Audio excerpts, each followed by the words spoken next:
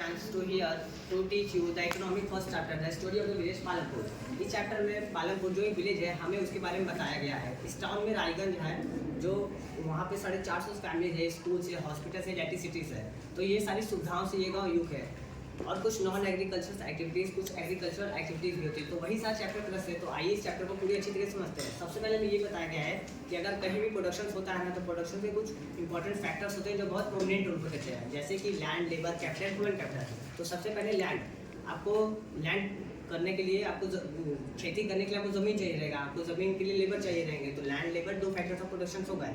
तीसरा है capital. Capital यानी कि लैंड भी है, लेबर भी है, तो वो लैंड लेबर क्या ही करेंगे, उनके पास कैपिटल नहीं होगा। तो कैपिटल इन द सेंस कि कैपिटल टू टाइप्स के होते हैं, फिक्स्ड कैपिटल और वर्किंग कैपिटल।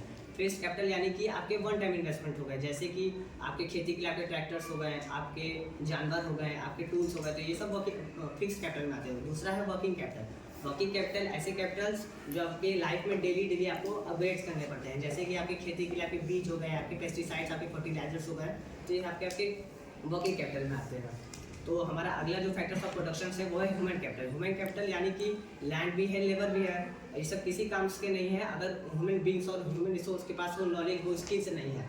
मतलब कि जो ह्यूमन रिसोर्स है वो सबसे इंपॉर्टेंट रिसोर्स है जो सभी प्रोडक्शंस को एक साथ लाकर उससे प्रोडक्शंस को कैरी आउट करवाता है। तो हम फैक्टर्स ऑफ प्रोडक्शन पढ़ लिए। अब हमारे ये क्वेश्चन आता है कि फैक्टर्स ऑफ प्रोडक्शन पालमपुर में काम कैसे करता है।